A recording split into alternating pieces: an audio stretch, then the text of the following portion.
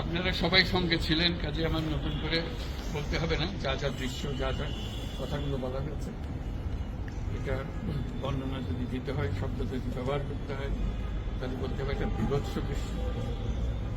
এটা মানুষের মনুষ্যত্ববোধ বলে কোনো জিনিস যা আছে, সেটার থেকে বহু গভীরে নিয়ে গেছে এটা নিশ্চিন্ন করার জন্য।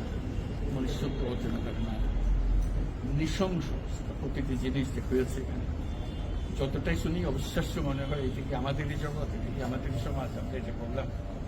এবং যারা নিগৃহীত হয়েছে, যারা এটা শিকার হয়েছে, তারাও আমাদের সঙ্গে আছে। তাদের মুখের থেকে শুনলাম কিভাবে হয়েছে। কোনো ব্যাখ্যা নেই। এটা ব্যাখ্যা থাকলে কিছু একটা হলে মানুষ বোঝে যে এটার কারণ ছিল।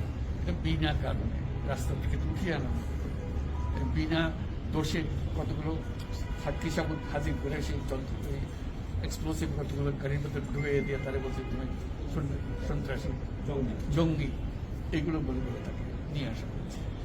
এবং এইরকম ইন্টারোগেশন সেল, এরকম টর্চার সেল, এরকম টর্চার সেল সারা বাংলাদেশ জুড়ে আছে। সেটাও শুনলাম আজকে। আমার ধারণা ছিল যে এখানে আয়নাগর বলতে যে কয়েকটা আছে, এখন শুনতেছি আয়নাগরের বিভিন্ন ভার্সন সারা দেশ জুড়ে আছে। কেউ বলতে 700, কেউ বলে 800। যে সংখ্যাও নিরূপণ করা যায় কতটা আছে, কতটা জানা আছে, কতটা অজানা রয়ে গেছে সেই জিনিস। আমরা এমনি শুনি আইএমএ জাহেলিয়াত বলে একটা কথা আছে। এই গত সরকার এই আইএমএ জাহেলিয়াতকে প্রতিষ্ঠিত করে গেছে সর্বক্ষেত্রে। এটা তার একটা নমুনা। আর আমি কমিশনকে ধন্যবাদ জানাচ্ছি, তারা বহু কষ্ট করেছে। অন্যান্য কমিশন তো তারা করেছে, অন্তত তারা নিজেদের ঘরে বসে করতে পেরেছে। এদেরকে গুম কমিশনের যেটা, তারা কোদালা এগুলো আবিষ্কার করার জন্য আসতে হয়েছে, তাদেরকে বের করার জন্য। বিশ্বের মধ্যে গিয়েছিল, কারা কি করেছে, এখনো ধ্বংসাবশেষ আমরা দেখতেছি। কাজে আমরা দেশের যে চূড়ান্ত অবনতি, চূড়ান্ত রূপ দেখলাম, সর্বক্ষেত্রে এটা তার একটা প্রতিচ্ছবি। কাজে গুম কমিশন যেটা আমাদের সামনে নিয়ে আসলো, সেটা হলো যে কি পরিমাণে একটা দেশকে সর্বদিকে ধ্বংস করা যায়, এমনকি মানুষের একেবারে সামান্যতম যে মানবিক অধিকার, সেটুকু থেকে বঞ্চিত করে রেখে দেওয়া হয়েছে। আজকে এটা জাতির জন্য একটা বড় চূড়ান্ত রকমের একটা ডকুমেন্ট হবে। আপনাদের সাক্ষী রেখে, আপনাদেরকে নিয়ে এসে আমরা শরিক হলাম এটাতে। যারা এই ভুক্তভোগী তাদের সঙ্গে কথা বললাম, কয়েকজনের সঙ্গে। ভুক্তভোগীদের সংখ্যা আমার জানার মতো 1700 প্লাস, 1750 প্লাস এরকম যারা ভুক্তভোগী। অজানা কত, এটা তো আমরা আর জানি না। কেউ বলে যে এটা 3000-এরও বেশি।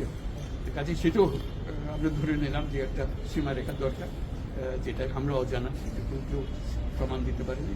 এই যে উধাও হয়ে গেছে, মানুষ নিশ্চিন্ন হয়ে গেছে, কেউ বলতে পারছে না সে কোথায়। তার মেয়ে আপনাদের সামনেই ছিল আজকে, যে বলছে আমার মাকে কোথায় নিয়ে যাওয়া হয়েছে। আজ 9 বছর ধরে আমরা খোঁজ পাচ্ছি। সে নিজেও ছিল, 11 বছর বয়সে ছিল, মায়ের সঙ্গে ছিল, তাকে দেখে মাকে নিয়ে চলে গেছে। এই হলো সামান্য একটা দৃশ্য। এই দৃশ্য বড় করুণ দৃশ্য। এবং এটার কঠিনতম যে লেসনটা হলো, যারা করেছে তারা আমাদেরই সন্তান, আমাদেরই ভাই, আমাদেরই ঘনিষ্ঠ আত্মীয়, তারাই করেছে। এবং আমরা এই সমাজকে যদি এর থেকে বের করে না আনতে পারি, তাহলে এই সমাজ তো টিকে থাকবে না। যে এইভাবে যদি আমাদের হয়, আমাদের সন্তানরা যদি এগুলো করে, এবং তারা যদি এইরকম কাজ করতে পারে, যে মানুষের পক্ষে যেটা সম্ভব না। একজন বলছিল যে খুপির মধ্যে তাকে রাখা হয়েছে, গ্রামে তো মুরগির খাঁচা এর চেয়ে বড় হয়। এরকম অবস্থা, মুরগিও নড়াচড়ার যেরকম জায়গা হয় না, ওরও নড়াচড়ার কোনো জায়গা নেই। ওকে ব্যবস্থা রাখা হয়েছে, মাসের পর মাস, বছরের পর বছর তাকে ব্যবস্থা রাখা হয়েছে। এটা মানুষের সামনে এখন বিচার রইল, কিভাবে আমরা আবার নতুন করে সমাজ করতে পারি, যাতে করে আমরা এই যে এটা আমাদের সবারই অপরাধ, যে হতে দিয়েছি আমরা এসেছি।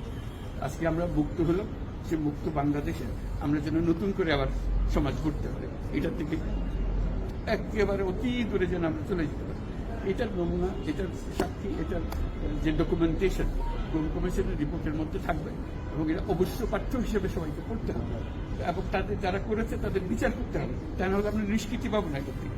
এই যে কাজগুলো করে গেল তারা, তা না হলে আমরা আবার মুক্তভাবে বলবো কি করে যে আমরা এই দেশের মানুষ, আমরা পরিষ্কার। যারা করেছে তাদের জন্য আমরা কেন মুক্ত হতে যাব? তাদের সে বিচার করবো, জনসাধারণ বলবো যে এরকম উচিত বিচার হয়েছে, তখন আমরা এটার থেকে মুক্ত পাবো।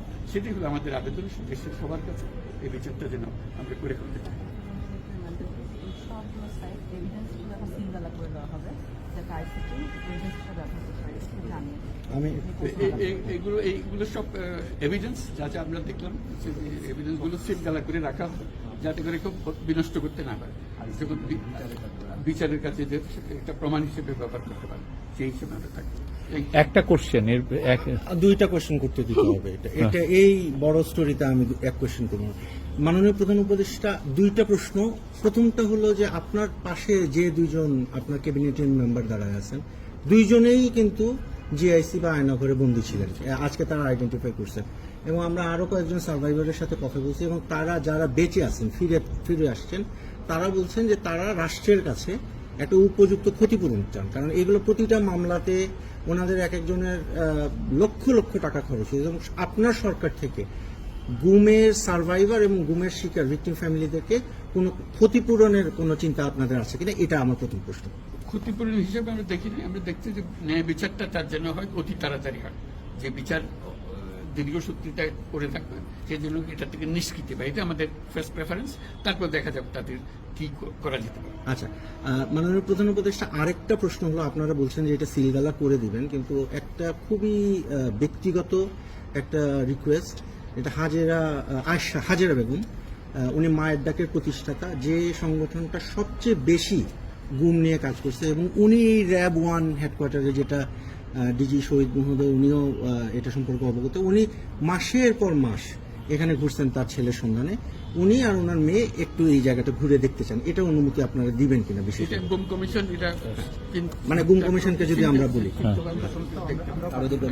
আইসিটির সাথে আসলে আলোচনা করতে হবে, এগুলো এখন না মানে মানবিক কারণে আমি যে এটা ওনারা দেখবেন, এখানে অনেক কিভাবে অর্গানাইজ করা হবে সেটা। আচ্ছা, কারণ উনি এখানে অনেকবার আসছে এবং কথাবার্তা না না, ও দেখা ভালো, তার অন্তত মনে একটু পরিষ্কার হ্যাঁ, হবে, আমি এইটা দেখতে পারি, চোখে দেখতে পারি। স্যার, এটাই মানে এই ভদ্র মহিলা, আমরা তো তার হ্যাঁ, জীবনটা ফিরিয়ে দিতে পারবো না, যে জীবনের মাধ্যমে সে গেছে, তো অন্তত দেখলে মনে সান্ত্বনা হবে, আমি জায়গাটা দেখে এসেছি। ওই মেয়েটা, যে বাচ্চা মেয়ে, যে বলতেছেন আমার মাকে আর দেখতে পেলাম না, কোথায় চলে গেল, আজ পর্যন্ত কেউ খবর দিতে পারলো না, সে বেঁচে আছে না মরে গেলে কোথায় আছে। Thank you. তানভীর ভাই, Just one question, sir. Over the years, we've seen, at least last 16 years under the last government, but police brutality, abuse is nothing new in this country. What sort of mechanism you have created as a part of the reform so that this doesn't happen in future, whether under elected government, caretaker government, or any sort of government? The whole existence of this government is because of this, that we don't want to stay in that darkness that has been created around us. So we want to create a new environment, new, as we say, new Bangladesh, as the students have been claiming all the time. So that led to the reform commissions. One of them is this disappearance commission, which led us to see this thing. If we didn't have that commission, probably it will be just a storytelling. Nobody will believe, somebody will say yes, somebody will say no. Now they have concrete proof, and now they will go to the justice. So this is one step. And then what happens to the rest of the institutions? You are dealing with something that have done. Will this be repeated in future? That's something we have to make sure that it's not repeated in future. Nowhere near it. This is the worst ever in the whole world possible. So we don't want to have anything to do with it. We'll be as normal as any civilized human being could be. So that's our commitment. That's what the reform commissions are all about. And since you asked the question, I'm very grateful to the commission for taking the trouble. It was not an easy job. They had to fight in all directions to discover. This is the whole discovery mission.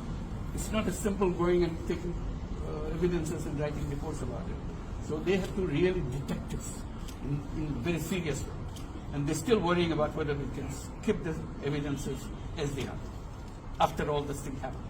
So this is our commitment. We want to create that society and that world for us. Thank you so much. Thank you.